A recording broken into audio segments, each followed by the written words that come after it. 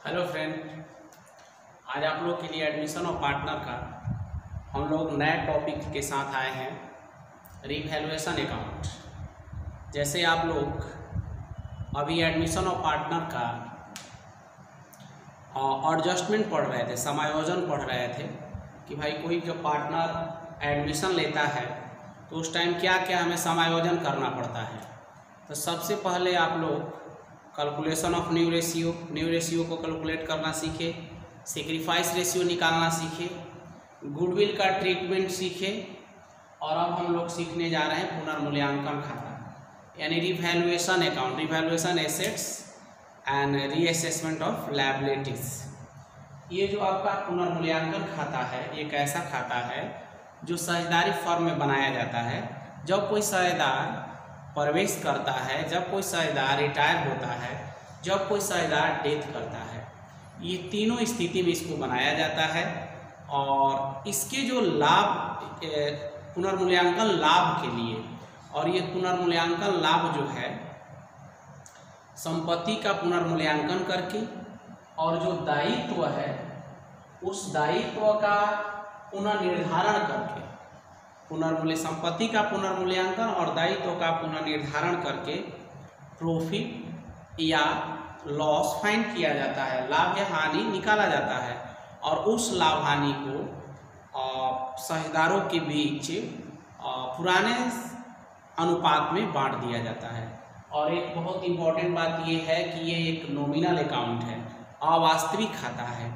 आप लोग इसके बारे में 4th चैप्टर में भी पढ़ चुके हैं इसका थ्योरी, फिर दोबारा रिपीट कर रहे हैं आप लोग को। ये इसमें दो पार्ट होते हैं, डेबिट साइड और क्रेडिट साइड। ये अकाउंट जो बनाया जाता है रिवैल्यूएशन, नॉमिनल तो अब जानिए एक नॉमिनल है, तो नॉमिनल का रूल होता है कि debit all expenses and losses, credit all income and gains. यानी खर्च हानि के अगर हो कोई एलिमेंट तो डेबिट में लिखो और जिससे आय लाभ होने वाला हो उसको क्रेडिट में लिखो। ये अकाउंट उसी पर चलता है। तो जैसे कि आपके पास क्या होंगे, एसेट्स होंगे, लायबिलिटीज होंगे, ऑन रिकॉर्डेड एसेट्स होंगे, ऑन रिकॉर्डेड लायबिलिटीज होंगे, आउटस्टैंडिंग एक्सपेंसेज होंगे, प्रीपेड एक्सपेंसेज होंगे। तो एसेट्स यदि आप सोचिए कि डिक्रीज करेगा, कम होगा पहले की अपेक्षा, तो आपके लिए लॉस होगा, डेबिट में जाएगा। अगर वो इंक्रीज यानी बढ़ेगा तो क्रेडिट में आएगा। लायबिलिटीज में सीधा उल्टा, अगर वो बढ़ेगा तो आपके लिए क्या है, लॉस, डेबिट में जाएगा, घटेगा तो प्रॉफिट। ऑन रिकॉर्डेड एसेट्स, अगर कोई ऐसा एसेट्स है जो पहले से रिकॉर्ड नहीं है, बैलेंस शीट में नहीं है, यदि आप ले आकर उसको रखिएगा तो वो आपके लिए बेनिफिट होगा, इसीलिए वो क्रेडिट में। और ऑन रिकॉर्डेड लायबिलिटीज यदि होगा तो वो डेबिट में। अगर मान लीजिए कि आउटस्टैंडिंग एक्सपेंसेज है, आउटस्टैंडिंग एक्सपेंसेज है, बकाया कोई खर्च है, तो उसको आप लिखिएगा डेबिट में, क्योंकि आपके लिए वो लायबिलिटीज तरफ एक तरह से है, खर्च हानि है। यदि प्रीपेड या एडवांस कोई एक्सपेंसेज किए हैं तो आपके लिए एक तरह से वो क्रेडिट में जाएगा, वो एक तरह से आपका बेनिफिट है, जो पहले से रिकॉर्ड नहीं उसको लाना होगा, छूट गया होगा। तो फिर एक होता है प्रोविजन फॉर डाउटफुल डेब्ट्स, यानी होता है कि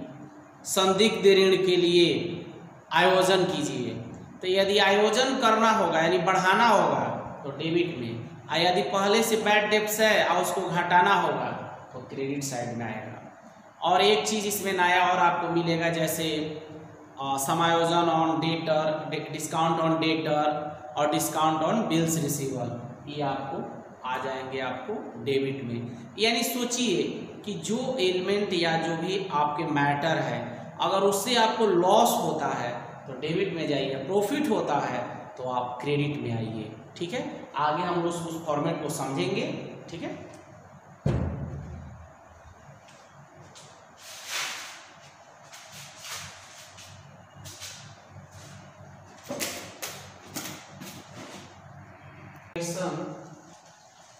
अकाउंट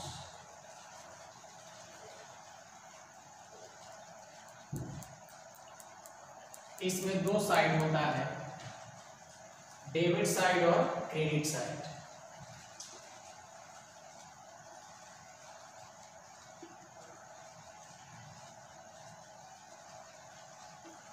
डेबिट साइड में कोई भी हम लोग एलिमेंट का रिकॉर्ड करते हैं, कोई भी सब्जेक्ट लाते हैं, तो हमारे लिए अगर लॉस क्रिएट करता हो तब लाते हैं हम लोग, और प्रॉफिट क्रिएट करता है, प्रॉफिट एराइज करता है, तो उसको हम लोग क्रेडिट साइड में लेते हैं। जैसे decrease in assets,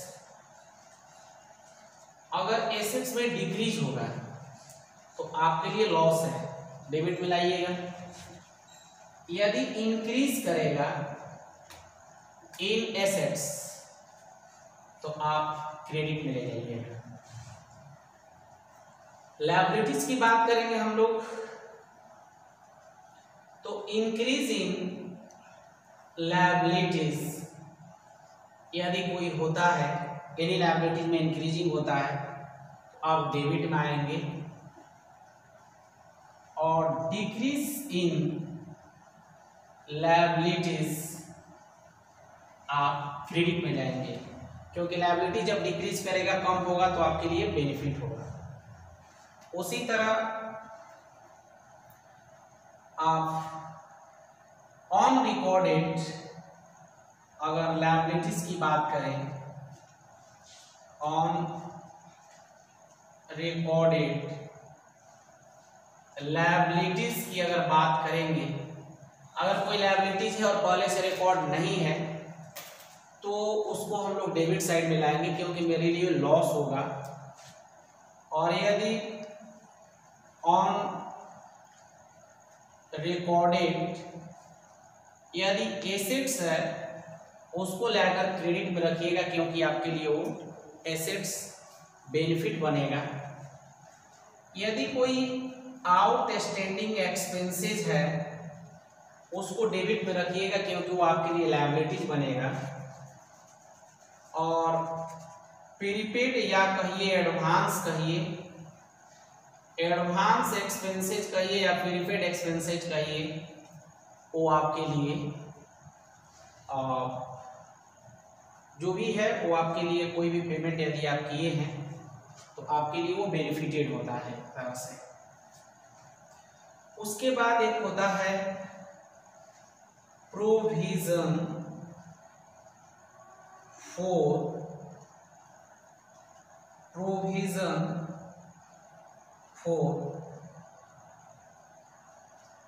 doubtful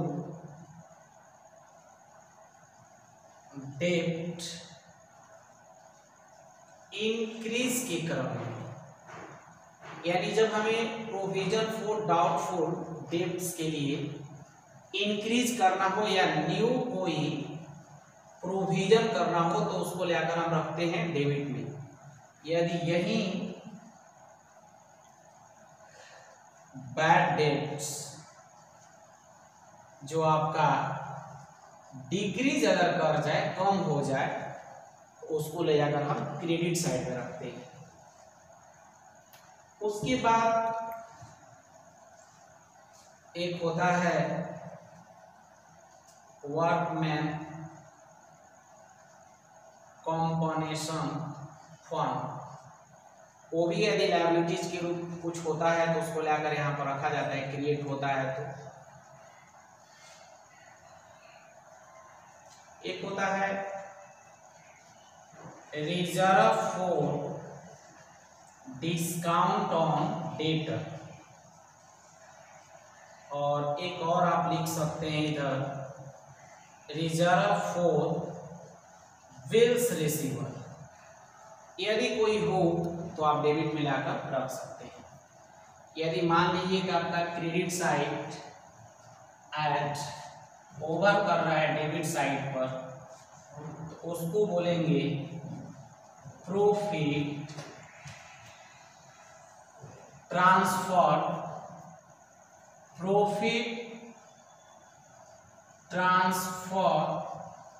to old partner capital account. A और बी सबको डेट दोनों में डिवाइड कर देंगे। यदि डेबिट साइड आपका क्रेडिट साइड पर ओवर है तो उसको आप लिखिएगा loss transfer to old partners capital account.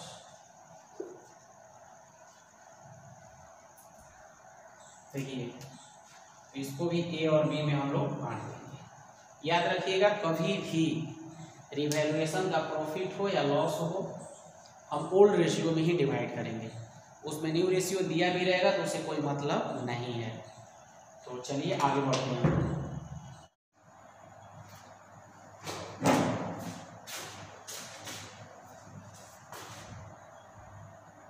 देखिए क्वेश्चन नंबर हम लोग रिवैल्यूएशन के आधारित क्वेश्चन जो 29 का ये है वो देखेंगे। एक्स एंड वाई एक फर्म में साझेदार है। जेड को 1/4 भाग के लिए प्रवेश दिया जाता है। नए साझेदार के प्रवेश पर निम्नलिखित के लिए फर्म की पुस्तकों में जर्नल कीजिए।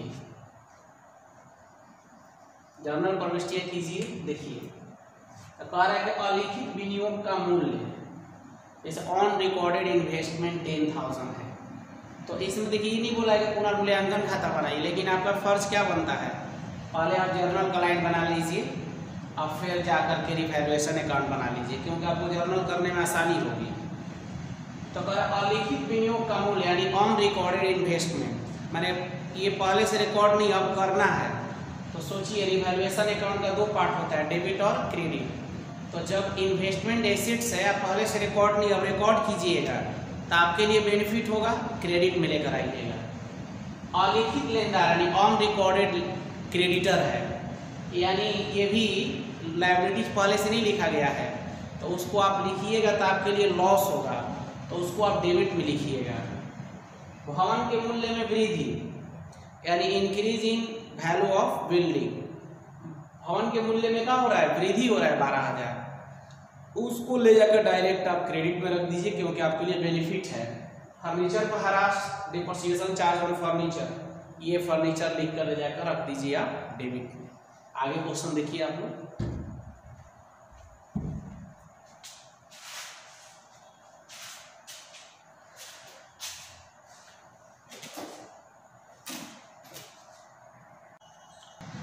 देखिए अब हम लोग क्वेश्चन इसके आधार पर सॉल्व करेंगे रिवैल्यूएशन डिपेंड।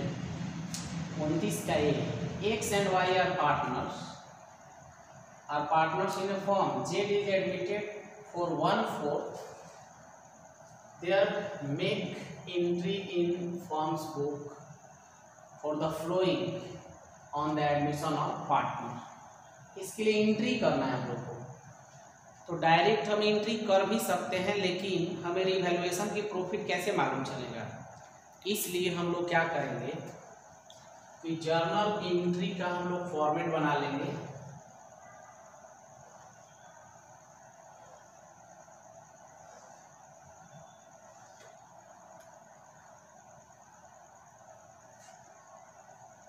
जर्नल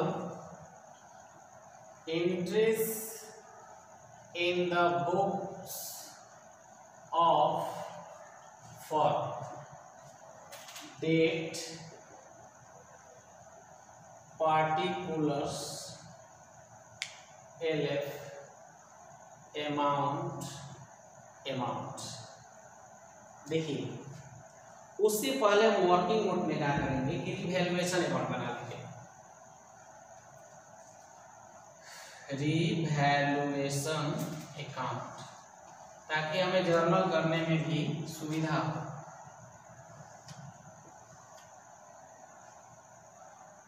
एक बार ये चीज आप लोगों को बताया जा चुका है, एक दोबारा बताया जा रहा है। ऑन रिकॉर्डेड इन्वेस्टमेंट, यदि ऑन रिकॉर्डेड इन्वेस्टमेंट यदि इन्वेस्टमेंट एसेट्स है तो आप लेकर क्रेडिट में रखेंगे। On recorded investment 10,000। On recorded creditor, अगर क्रेडिटर ऑन रिकॉर्डेड है आप रिकॉर्ड कीजिएगा तो आपके लिए तो ये लॉस होगा, तो यहाँ पे लाकर रखिएगा on recorded creditor 3 correct increase in the value of building, बस यहाँ पर बिल्डिंग लिख दीजिए 12,000। डिप्रिसिएशन फर्नीचर पर 1,000 है, तो आप केवल यहाँ पर फर्नीचर लिख दीजिए 1,000 और डिफरेंट कर दीजिए। ये 22 हो जाएगा और 22 में से 4 जाएगा तो 18 बचेगा। इसको आप कहेंगे profit transferred to partners old partner capital, old partners capital account. कौन कौन ओल्ड पार्टनर है? एक्स और वाई। और किस रेशियो में हम लोग बांटते हैं? तो आप लोगों को पता ही है, ओल्ड रेशियो में। तो एक्स वाई के बारे में ये नहीं दिया कि किस रेशियो में बांटते हैं, तो सीधा सीधी है कि इक्वली बांटते होंगे। जब कुछ नहीं दिया रहता है तो इक्वली माना जाता है। तो 18,000 को 1/2 कर दीजिए, 1/2 यानी 9,000 और ये 9,000 बन गया। वर्किंग नोट में बना के फिर जर्नल कर देंगे वहां से डायरेक्टली। मान लीजिए कि आप इन्वेस्टमेंट के लिए कर रहे हैं, तो आप लोगों को पहले भी बताया जा चुका है कि लेजर से जर्नल कैसे कन्वर्ट कीजिएगा। अगर आप इसका एंट्री कर रहे हैं तो ये क्रेडिट में है, तो जब जर्नल कीजिएगा तो ये जाएगा डेबिट में, अपोजिट होगा। और इसका जो हेडिंग है, जो अकाउंट का नेम है, वो क्रेडिट होगा। तो हमको लिखना होगा तो अनरिकॉर्डेड इन्वेस्टमेंट न लिख, इन्वेस्टमेंट भी लिख सकते हैं। Investment account dear to revaluation account, investment account dear to revaluation account being the investment recorded, being the investment recorded 10,000। यदि आप उस साइड के लिए जाते हैं तो जस्ट अपोजिट, ये डेबिट में है तो जर्नल में क्रेडिट में जाएगा, और ये डेबिट में, हेडिंग डेबिट में होगा। यानी इसका जर्नल अगर आपको लिखना है तो रिवैल्यूएशन टू क्रेडिटर लिखेंगे, revaluation account debit to creditor account being liabilities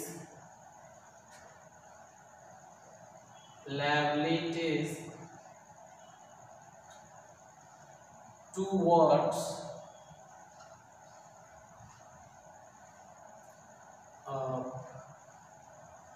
creditor recorded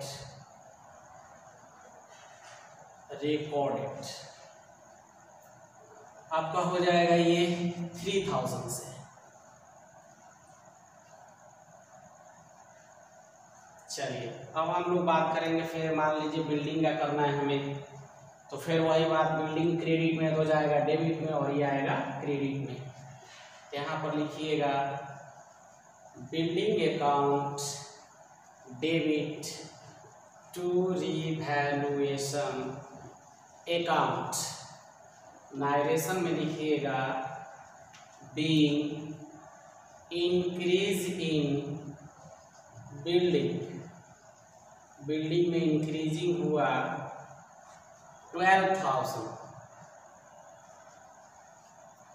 उसके बाद फर्नीचर पर जाइएगा आप लोग, तो जस्ट अपोजिट देखिए, फर्नीचर डेबिट में है तो जर्नल में कभी क्रेडिट में जाएगा और ये डेबिट होगा। तो लिखिए revaluation account debit to furniture account,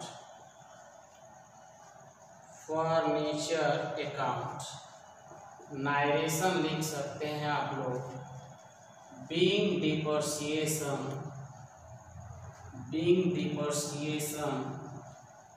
charge on furniture आपका 1000 है।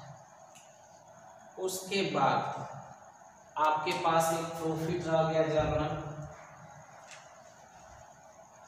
उसके लिए आप जर्नल कर सकते हैं।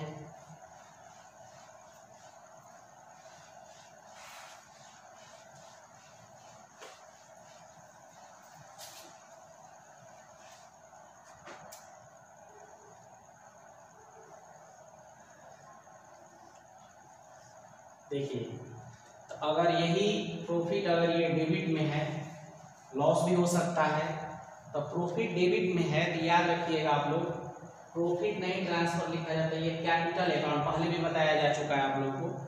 अगर इसका एंट्री करना हो तो रिवैल्यूएशन डेबिट में, ये डेबिट में है तो जर्नल भी जाएगा क्रेडिट में और रिवैल्यूएशन होगा डेबिट में।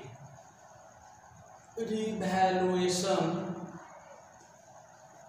Account debit to X capital account to Y capital account, वही being profit of revaluation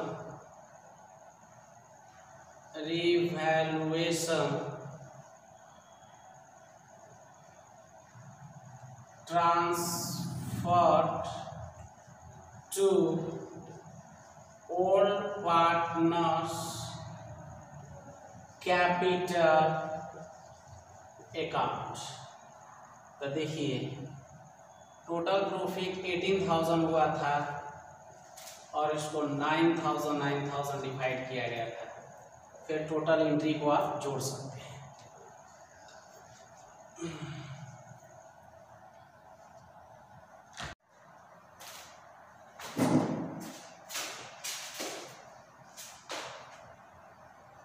देखिए, क्वेश्चन नंबर 29 का भी, ए और बी एक व्यवसाय के लाभ को 5-3 के अनुपात में बांटते हैं और सी को लाभ के 1/4 हिस्सा के लिए शामिल करते हैं, जो कि ए तथा बी द्वारा बराबर दिया जाएगा। सी के प्रवेश के समय फर्म का चीठा निम्न प्रकार था।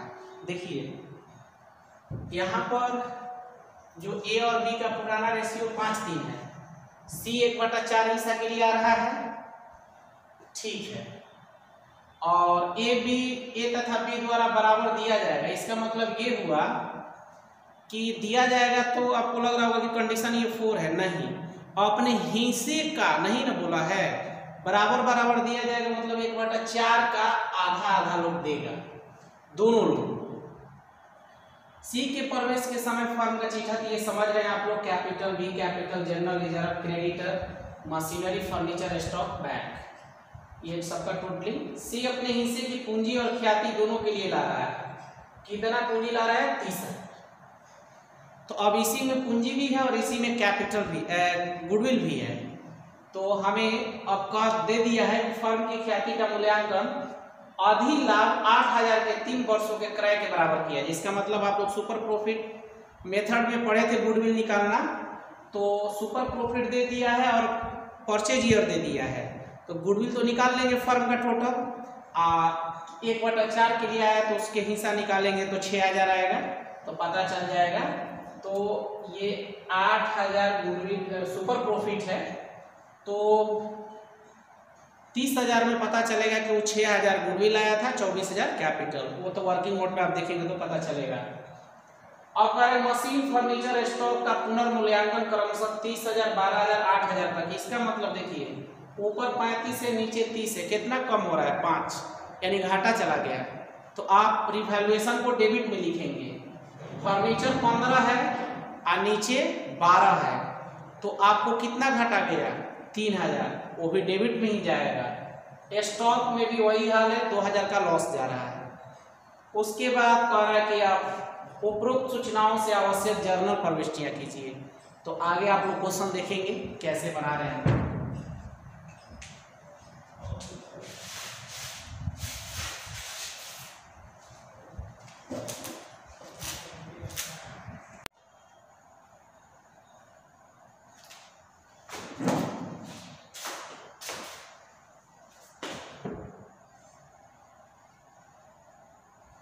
हेलो फ्रेंड, आज आप लोग के लिए एडमिशन ऑफ पार्टनर का क्वेश्चन नंबर 29 का बी और उसके आगे हम लोग सॉल्व करेंगे। कम से कम 2-3 क्वेश्चन सॉल्व करेंगे, तो आप लोग वीडियो देखें लास्ट तक। और यदि आप हमारे चैनल को अभी तक सब्सक्राइब नहीं किए हैं तो ज़रूर कर लें और शेयर भी करें। तो देखिए क्वेश्चन हम लोग आज के सेशन में क्वेश्चन सॉल्व 29 बी पर ध्यान देते हैं। A and B share the profit of a business in the ratio of 5:3. They admit C into the firm 1/4 share in profit, which is to be contributed equally by A and B. On the date of admission of C, balance sheet of the form was as follow. देखिए ध्यान दीजिएगा आप लोग, A B partner है, पहले वो लोग 5:3 में बांटते थे, एडमिट सी को कर रहे हैं और 1/4 शेयर के लिए, और जो profit which is to be contributed equally by A and B, यानी जो प्रॉफिट है कंट्रीब्यूट जो कर रहे हैं वो इक्वली कर रहे हैं, 1/4 के लिए आ रहा है, और share in profit which is to be contributed equally by A and B. On the date admission to C, the balance sheet of the firm was as follow. देखिए ध्यान दीजिएगा आप लोग, अब बैलेंस शीट तो आप लोग देख लिए। C will bring 30,000 for this share of capital and goodwill, यानी कैपिटल गुडविल दोनों के लिए 30 शेयर लेकर आया है। Goodwill of the firm has been valued 3 purchase of the super profit 8,000, यानी इसका गुडविल जो फर्म का कैलकुलेट करना है हमें 3 ईयर परचेज के बेसिस पर, सुपर प्रॉफिट जो 8,000 है उसके आधार पर। Machine, furniture and stock are revalued at 30,000, 12,000 and 8,000 respectively। तो देखिए मशीन ऊपर 35 है, नीचे 30 है, तो 5,000 कम हो रहा है। फर्नीचर ऊपर 15 है, नीचे 12 है, ये भी कम हो रहा है। स्टॉक ऊपर 10 है, नीचे 8 हो रहा है, ये भी कम हो रहा है। तो ये तीनों रिवैल्यूएशन के डेबिट साइड में जाएंगे। लेकिन सबसे पहले हमें वर्किंग नोट, देखिए हम चलेंगे थोड़ा अपोजिट, आप लोग के अकॉर्डिंग अपोजिट चलेंगे। आप लोगों को तो चाहिए कि पहले जर्नल का कॉलम बना लें और फिर वर्किंग नोट में जो हमें करना है वो करें, लेकिन हम सीधा उल्टा करेंगे, पहले हम वर्किंग नोट करेंगे फिर जर्नल बनाएंगे। तो वर्किंग नोट में आप देखिए सबसे पहले हम क्या निकालेंगे, पहले तो हम सेक्रीफाइस रेशियो फाइंड कर लें। तो ओल्ड प्रॉफिट शेयरिंग रेशियो दिया है 5:3, और जो सी न्यू पार्टनर है, सी शेयर्स इन प्रॉफिट 1/4 है, जो दोनों लोग मिलकर इक्वली कंट्रीब्यूट किया है। तो आप लिख सकते हैं C acquires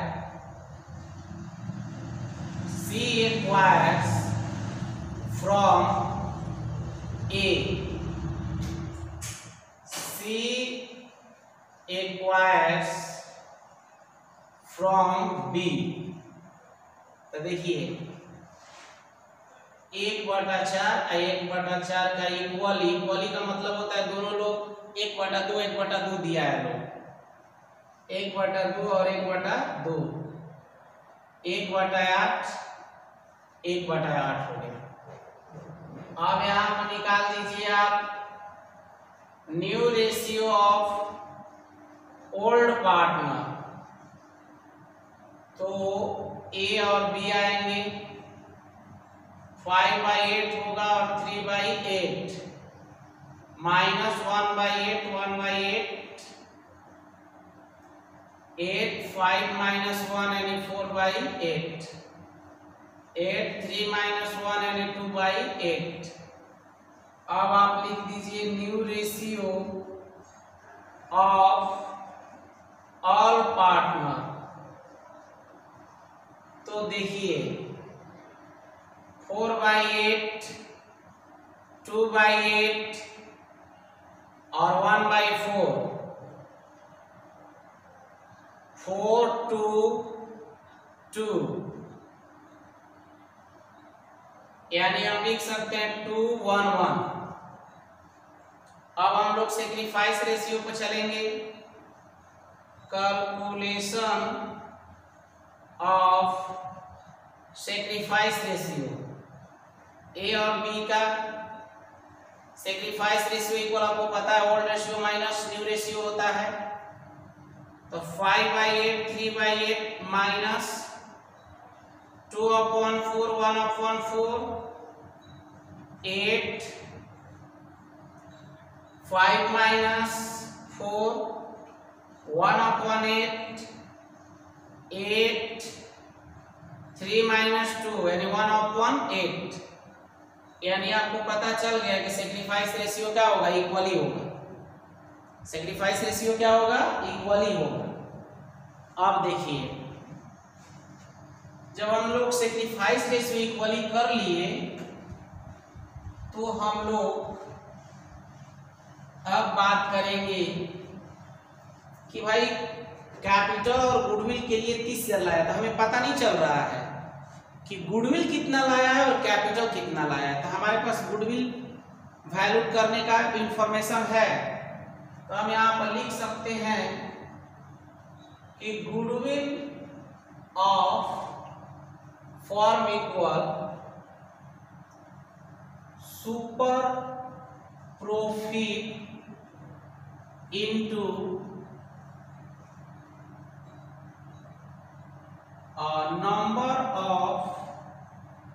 number of year purchase।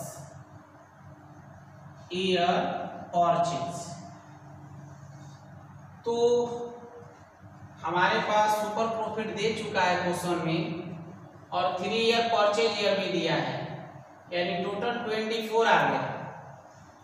अब निकालेंगे हम लोग शेयर ऑफ सी। तो 24 में 1/4 के लिए आया है तो 6000 उसका शेयर बनेगा। तो आप सोचिए कि ए और बी उसे शेयर कैसे करेंगे। तो आपको अभी पता चला कि सेक्रीफाइस रेशियो इक्वल आया। इक्वल का मतलब 1/2, 1/2, यानी 3000 और 3000। यहां तक तो आप लोग क्लियर हुए। अब हम लोग चलेंगे रिवैल्यूएशन अकाउंट थोड़ा बना दें। ये भी हालांकि ये बोला नहीं है कि आप रिवैल्यूएशन अकाउंट बनाइए, कह रहे हैं कि आप जर्नल एंट्री बनाइए बस। तो आपको रिवैल्यूएशन वर्किंग नोट में बनाना ही पड़ेगा, तब जाकर आपको जर्नल करने में थोड़ा आसानी होगी। तो देखिए रिवैल्यूएशन से रिलेटिव क्या है, इधर क्या इंफॉर्मेशन उससे ज़्यादा हमें मतलब नहीं होता है। नीचे देखा जाता है कि एसेट्स के बढ़ने घटने के बारे में क्या इंफॉर्मेशन है, तो बस एक ही इंफॉर्मेशन। ये तो पूंजी लाने और गुडविल लाने की बात है। तो हमें ये भी पता चल गया कि 6000 उन्होंने गुडविल लाया है और 24000 कैपिटल के लिए लाया है, तो हमें क्लियर हो गया है। ये भी पता ही तो गुडविल निकालने के लिए दिया था। नीचे ही आप देख रहे हैं machine furniture and stock revalued at इतना इतना पर किया गया। तो आपको समझाए कि मशीन ऊपर 35 है नीचे 30, इसका मतलब कि वो डिक्रीज हो रहा है, कम हो रहा है। तो आप लोग रिवैल्यूएशन अकाउंट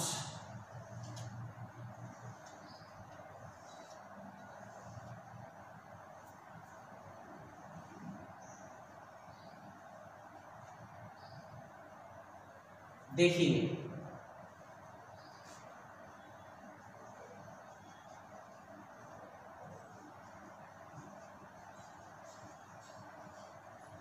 अब क्या करेंगे हम लोग कि पहले हम मशीन को देखें। मशीन के बारे में इंफॉर्मेशन तो 5000 घट रहा है, घटेगा तो लॉस होगा। इधर आएंगे मशीन 5000, आपका देख रहे हैं कि फर्नीचर ऊपर 15 है और नीचे 12 है।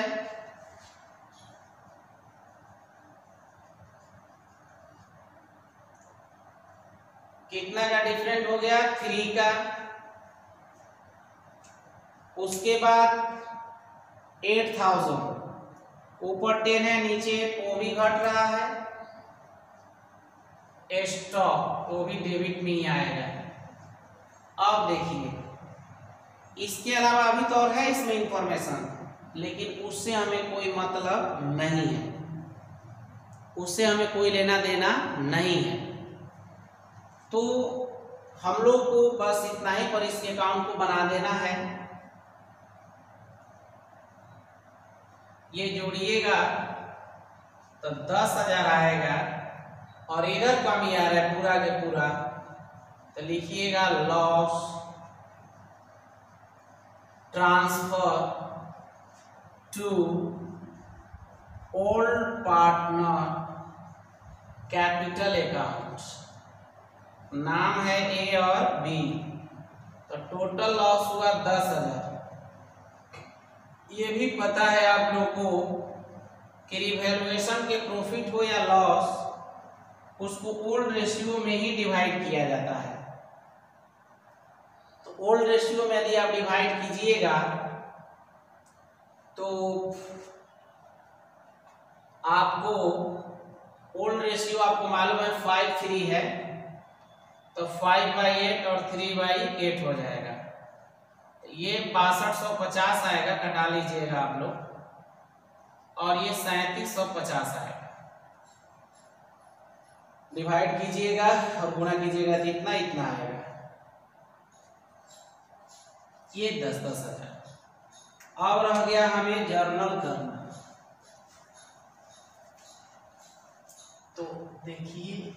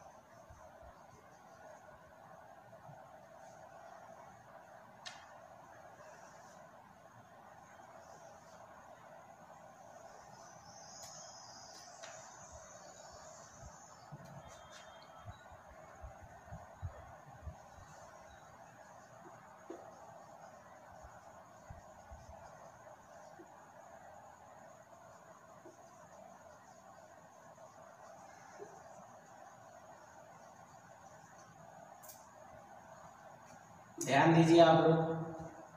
तो सबसे पहले हम लोग जो जर्नल करेंगे, तो इसके लिए जो कैश और गुडविल लेकर आया है, जो दोनों मिला करके, तो हम ऐसे भी लिख सकते हैं, cash account debit to C capital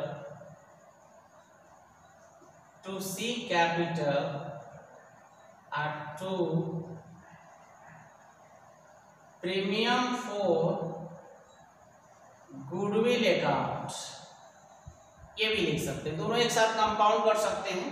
दोनों एक साथ लाया है तो हम एक ही साथ कर दिए, अलग अलग भी आप कर सकते थे। Cash account debit to C capital 24,000 से, कैसे? क्योंकि अभी हम वर्किंग नोट में पता लगाए कि वो गुडविल 6,000 उसका हो रहा है, तो 6,000 लेकर आया होगा। अलग अलग भी कर सकते हैं। और यहाँ पर कैपिटल के सामने 24 और इसके सामने 6। नाइरेशन लिख सकते हैं, being cash brought in by C as capital and goodwill. ठीक है। उसके बाद आपको पता है कि जब गुडविल ला दिया तो उसको हम लोग डिस्ट्रीब्यूट करेंगे ही। तो premium account dear to A capital to B capital narration being goodwill credited by all partners capital। तो देखिए आपके पास गुडविल कितना है, 6000 लाया है। तो आप लोग वर्किंग नोट में देखे थे कि सेक्रीफाइस रेशियो क्या आया था, इक्वली आया था। तो इक्वली आया था तो बराबर बराबर ही बांटेंगे, तो 3000 आएगा। उसके बाद देखिए ये तो रहा अभी पार्टनर से रिलेटिव। एक जब अब रिवैल्यूएशन से रिलेटिव करना है, तो अभी आप लोग देखिए कि हमने रिवैल्यूएशन बनाया तो तीनों जो एसेट्स रिड्यूस हो रहा था, कम हो रहा था, डेबिट में ही आया था। तो हम चाहेंगे तो तीनों को अलग अलग भी लिख सकते हैं जर्नल, और नहीं तो एक ही कैटेगरी एक ही तीनों में काम हुआ है तो एक साथ भी लिखेंगे तो कोई प्रॉब्लम नहीं है। तो हम लिख सकते हैं, जैसे आप लोग देखे होंगे कि रिवैल्यूएशन अकाउंट के डेबिट में तीनों आइटम था। तो जब ये तीनों आइटम का नाम डेबिट में है तो जर्नल बनाते समय क्रेडिट में जाएगा और रिवैल्यूएशन डेबिट में होगा। तो रिवैल्यूएशन अकाउंट DR2, फर्स्ट में था आप लोग का मशीन और दूसरा आप लोग का था फर्नीचर और तीसरा था स्टॉक। नाइरेशन आप लिख सकते हैं बीइंग डिक्रीज इन एसेट्स, आप लिख सकते हैं एसेट्स, नाम लिखना कोई जरूरी नहीं है। नहीं तो ऐसे भी लिख सकते हैं decrease in value of machine furniture and stock, या डिक्रीज इन एसेट्स भी लिख सकते हैं। तो आप लोगों ने देखा कि 5000 मशीन और फर्नीचर में था आपका 3 और इसका 2 था, तीनों को जोड़िएगा तो 10,000 आएगा। अब ये जर्नल हो गया आपको, लेकिन एक जर्नल और रह गया है जो रिवैल्यूएशन में लॉस हुआ था उसके लिए।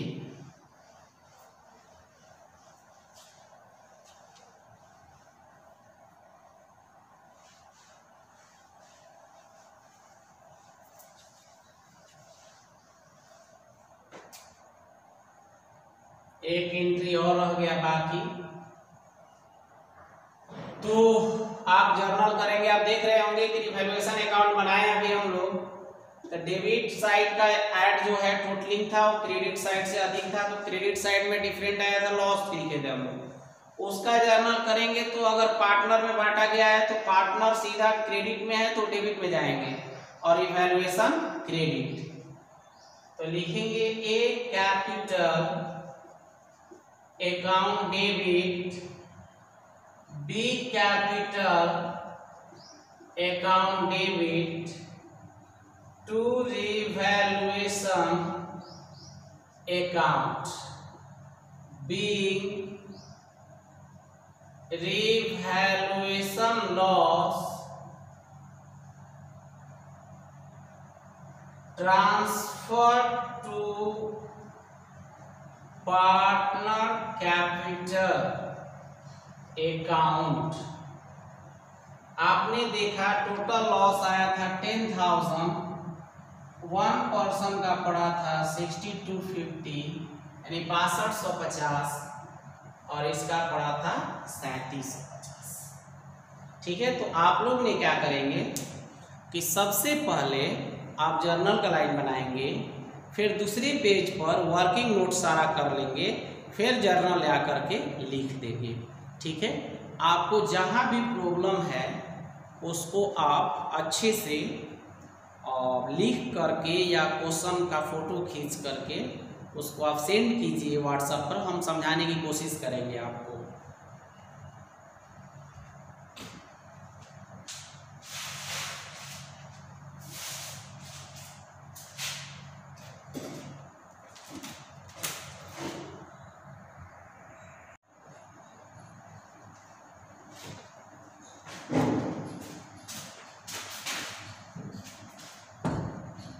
देखिए 30 का ए, राजेश और सीताराम साझेदार है जो लाभ और हानि को 3 के अनुपात में विभाजित करते हैं। उनका चिट्ठा निम्न प्रकार है। चिट्ठा में आप लोग देख रहे हैं creditor, bills payable, general ledger, capital Rajesh का और सीताराम का दिया है। कैश, डेटर, डेटर में देखिए पहले से ही आपका प्रोविजन ही दिया है, सिर्फ हम एक और नाम लिखे इसका, रिजर्व फॉर बैड डेट्स मैंने लिखा रह सकता है। स्टॉक है, प्लांट है, स्टॉक का वैल्यू आपका 4500 है और इसका 5 और इसका 4000 है। उन्होंने मोहन को साझेदारी में निम्न शर्तों पर लिया है। भवन का मूल्य 1500 से बढ़ाया जाए, इंक्रीज करना है। संयंत्र का 1000 से बढ़ाना है, इस मैंने प्लांट को भी इंक्रीज करना है उतना से। असंदिग्ध ऋण के लिए संचय को 200 तक कम किया जाना है। 200 तक, 200 से नहीं 200 तक, यानी 500 है, इसी के बारे में कह रहा है। यानी डूबा हुआ राशि पहले जो -500 हुआ है वो अब 200 हो गया, यानी 300 अब नहीं डूबेगा। तो 300 हमें बेनिफिट हुआ, वो क्रेडिट में जाएगा।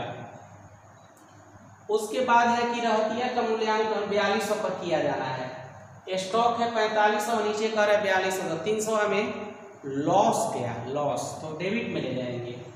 मोहन ख्याति के लिए 3000, लाभ में 1/5वां हिस्सा प्राप्त करने के लिए पूंजी के रूप में 5000 लाएगा। तो देखिए ये 3000 ख्याति के लिए और 5000 पूंजी के लिए। पुनर्मूल्यांकन खाता बनाइए। तो जब केवल पुनर्मूल्यांकन खाता बनाने के लिए कह दिया तो ये ख्याति और पूंजी से कोई मतलब नहीं है। जर्नल करना होता, लेजर बनाना होता तो इसका यूज हो सकता था, लेकिन बस हमको भवन के मूल्य को इतना बढ़ा रहा है कि क्रेडिट में जाएगा, ये भी बढ़ा है, ये भी क्रेडिट में। लेकिन जो संदिग्ध ऋण के 2 तरीका होता है, वो देखिएगा फॉर्मेट में डेबिट में भी होता है और क्रेडिट में भी होता है। तो जो डेबिट वाला होता है वो हमारे लिए लॉस इंडिकेट करता है, यानी मेरे लिए लॉस होने वाला है। और क्रेडिट वाला मतलब हमें बताता है कि आपको इतना बेनिफिट हो रहा है।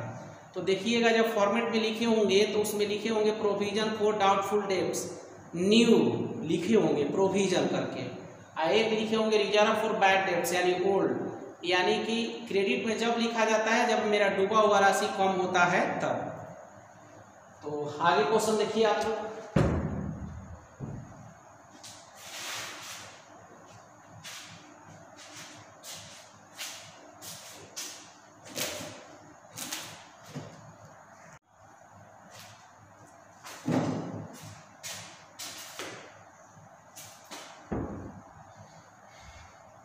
देखिए क्वेश्चन नंबर 30 का ये, Rajesh and Sitaram are partners sharing profit and losses in the ratio 3:2।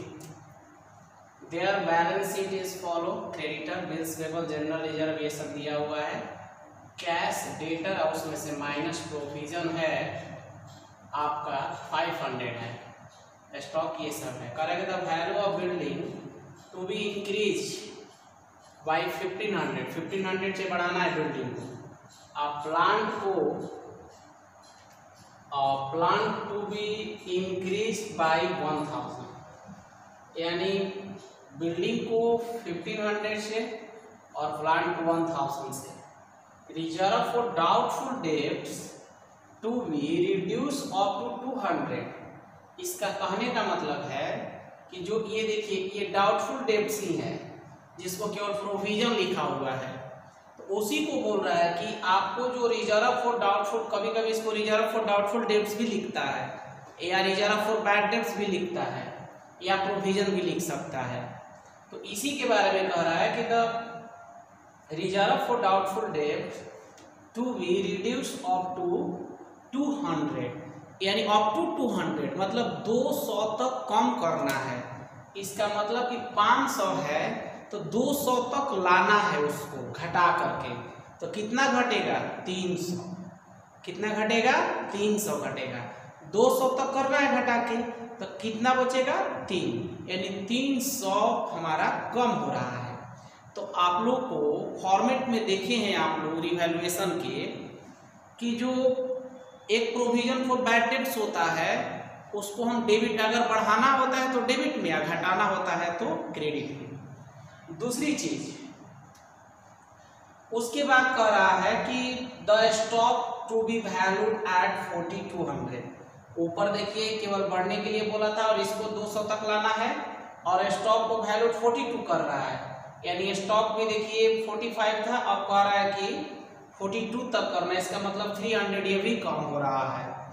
तो आगे क्या दिया है कि Mohan will bring cash for goodwill 3 and will bring 5000 of capital for getting 1/5 share in the profit, prepare revaluation account. तो देखिए अब जब रिवैल्यूएशन अकाउंट बनाना है केवल, तो ये गुडविल कितना लाया और कैपिटल कितना लाया उससे हमें कोई मतलब नहीं है, क्योंकि केवल रिवैल्यूएशन बनाना है। तो चलिए revaluation account,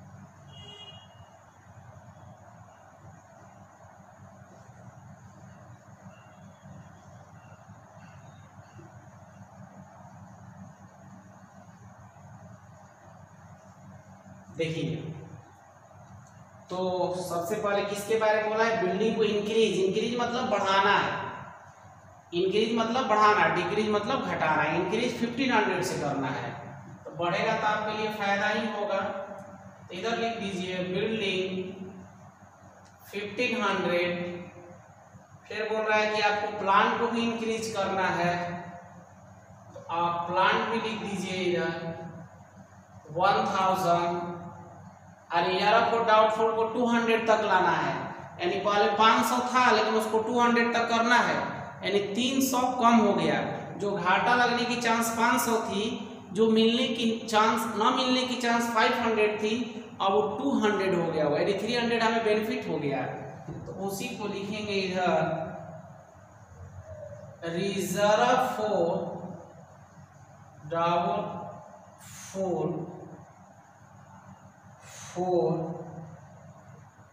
dates, reserve for doubtful debt, यानी 500 था और 200 तक करना था, यानी 300 हमें फायदा होगा। 300 अब माने जो मिलने की न चांस में था 500, वो 200 रह गया, यानी 300 फायदा में हम लोग हो गए।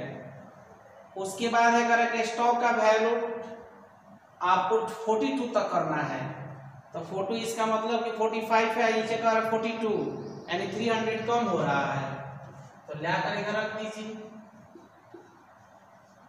इसके अलावा और कुछ भी नहीं है, कुछ किसी के बारे में कुछ नहीं बोला है। ये तो कैपिटल और गुडविल लाया है, तो यदि पार्टनर कैपिटल बनाना होता या जर्नल करना होता तो उसका यूज हम कर सकते थे। तो देखिए इधर के यदि ऐड कीजिएगा तो 28 होगा, और इधर लेस कीजिएगा तो 25 आएगा, और इसको लिखिएगा profit transfer to old partner capital account. जो आपके पास दो पार्टनर हैं, राजेश और सीताराम, और आपको ये भी पता है कि जो रिवैल्यूएशन का प्रॉफिट हो या लॉस हो उसको हम ओल्ड रेशियो में ही बांटते हैं, यानी ओल्ड रेशियो क्या है 3:2 है, तो 2500 को 3:2 रेशियो में डिवाइड करेंगे, 3/5 2/5, यानी 15 और 1000, ये कंप्लीट हुआ।